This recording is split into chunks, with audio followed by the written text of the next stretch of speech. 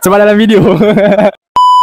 Jom jamah sikit. Hari ni kita nak jamah kat mana? Hari ni kita nak jamah di Unexact Catering lagi. Tapi dekat sekolah lain pula. Wow, betul tu. Lepas tu kita ada episod special tahu hari ni. So korang stay lah sampai habis sebab ada wawancara dari Akak Jamah Viral. Stay tune. Tengoklah tu makanan dia masih lagi menarik perhatian kami berdua. Betul, macam-macam makanan sebenarnya ada kat sini. Macam soto, miso. Tapi kita orang ambil untuk makanan guru je lah. Lepas tu yang ni pula makanan untuk murid-murid. Magic. Korang pernah tak nampak pau di sekolah? Ni first time tau kita nampak. Wah, betul. Okey, untuk makanan dia macam biasalah. Bang Azwar punya catering ni, masakan dia semua berasa, cukup rasa. Lepas tu rasa macam nak tambah je. Tapi itulah. Diet Kak Jamah. Tengok ambil nasi pun sikit. Suku-suku separuh kata. Lepas tu Kak Jamah pun macam biasalah menjamah sedikit. Lepas tu makan pau juga. Tu macam biasa juga staff Abang Azwar ni semua beramah dan sangat membantu. Ya.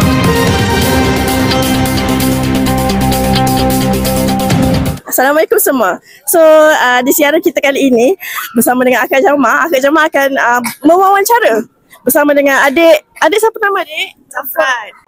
Okey dek, macam mana makanan dekat sini, sedap tak? Sedap. Bella, selalu kat sini makan apa? Saya makan kuih tiaw. Kuih tiaw, memang favourite lah kuih tiaw. Lepas tu makan dekat sini selalu berapa ringgit? Kadang RM1, kadang RM2. Itu saja. Terima kasih. Bersama saya Adik Jamah. Tadi Akak Jamah dah interview kanak-kanak. Mari kita terjah. Okey, terjah. Busy ke? Busy je. Pula. Jalan kedua. Busy ke? Tak. Boleh ke interview? Satu Malaysia nampak ni. Bersama saya kembali Adik Jamah. Ini adalah orang kuat NRZ Catering. So saya nak tanyalah, berapa lama dah bersama NRZ Catering ni? Dah 3 tahun. Bagi saya makanan kat NRZ ni untuk yang nak order boleh order nasi, macam nasi tomato, nasi biryani, macam-macam nasi lah. Tak kisah nasi apa pun.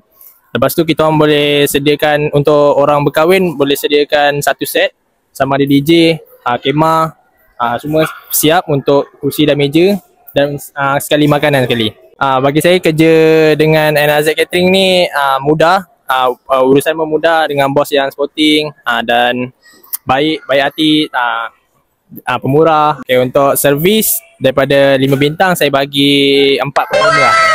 Bos, kalau bos saya bagi 5 lah. Nice. Saya sudah kita punya interview hari ni. Bye. Swap. So korang janganlah lengah-lengah lagi. Cepatlah order catering dengan NRZ Catering sebab adik dah Kak Jamah approve.